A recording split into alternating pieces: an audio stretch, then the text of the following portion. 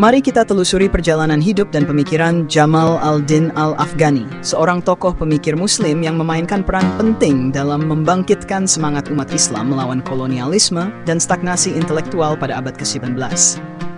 Ia dikenal sebagai penggagas awal gerakan pan-Islamisme dan pembaharu pemikiran Islam yang penuh gairah perlawanan dan kebangkitan.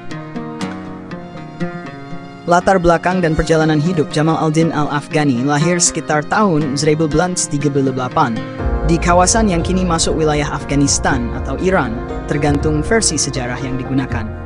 Yang jelas, ia berasal dari keluarga yang terdidik secara keagamaan dan dikenal sebagai keturunan Syiah, meskipun ia kerap tampil sebagai tokoh Sunni demi menyatukan umat Islam secara lebih luas. Afghani adalah tokoh pengembara. Secara fisik dan pemikiran, ia belajar di India, Iran, dan Afghanistan, lalu berpindah-pindah ke Mesir, Turki Utsmani, Paris, Inggris, hingga Rusia. Di setiap tempat ia berdialog dengan tokoh-tokoh politik, ulama, hingga pemikir barat. Dengan gaya retorikanya yang tajam, ia menjadi sosok aktivis intelektual yang tidak hanya bicara, tetapi mendorong perubahan sosial politik secara langsung. Bagian 2. Pemikiran pokok, filsafat perlawanan dan persatuan. 1. Pan-Islamisme, satukan dunia Islam. Afghani dunia Islam tercerai berai, dijajah dan ditindas oleh Barat. Ia menggagas pan-Islamis umat Islam. Islam harus bersatu lintas mazhab dan etnis untuk melawan kolonialisme Barat. Ini adalah filsafat politik pembebasan, bukan sekadar wacana ukhuwah. Ia menyerukan kesatuan antara Sunni dan Syiah, solidaritas politik Islam lintas negara, kemandirian dalam ekonomi, militer, dan pendidikan. 2. Islam dan akal tidak bertentangan. Afghani menolak anggapan bahwa Islam bertentangan dengan akal atau ilmu pengetahuan. Ia mengkritik para ulama yang anti-filsafat, menyebut bahwa ajaran Islam mendorong sains dan kebebasan berpikir.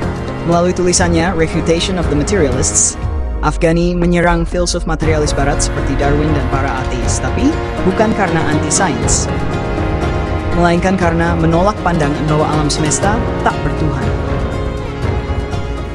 3. Anti-kolonialisme.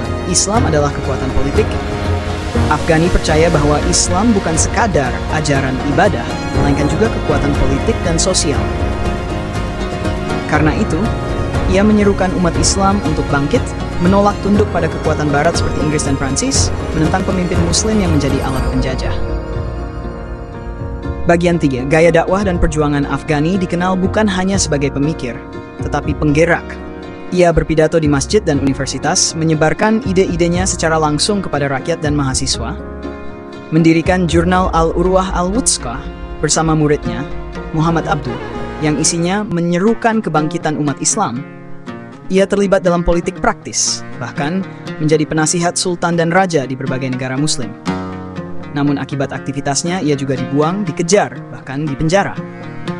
Di Istanbul, ia ditahan karena terlalu keras mengkritik Sultan Abdul Hamid Teduta. Bagian 4.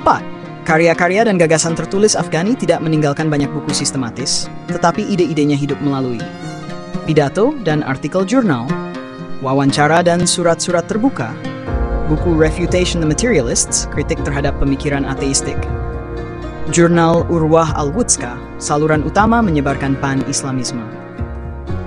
Bagian 5. Inspirasi dan pengaruh, tokoh kejadian, pengaruh pada Afghani, kemunduran dunia Islam, menyadarkannya bahwa umat Islam tidak hanya lemah secara militer, tapi juga secara intelektual. Kolonialisme Inggris di India dan Mesir membentuk semangatnya untuk membebaskan umat dari dominasi asing. Pertemuan dengan Barat memberinya pemahaman tentang kekuatan ilmu, organisasi, dan teknologi. Filsafat Yunani dan Islam klasik membentuk dasar rasionalitasnya, terutama dari pemikir seperti Al-Farabi dan Ibnu Sina. Bagian 6. Pengaruh dan warisan Afghani meninggal pada tahun 1997 di Istanbul dalam kondisi terasing, namun api gagasannya tidak pernah padam. Ia menjadi inspirasi Muhammad Abduh, Rashid Rida, dan Sayyid Jamal al-Din Asadabadi, nama alternatif, mempengaruhi gerakan nasionalis Muslim di India, Mesir, dan Iran, menjadi simbol pemikir Islam yang berani dan berwawasan global. Penutup, siapa Jamal al-Din al-Afghani? Ia bukan hanya filsuf, bukan hanya aktivis. Ia adalah penggugah tidur panjang umat Islam yang menyulut semangat persatuan, perlawanan, dan pencerahan. Jika kamu mau, saya juga bisa bantu membuat peta visual pemikiran Afghani atau membandingkan secara tematik dengan Muhammad Abduh dan Sayyid Qutb. Siap lanjut?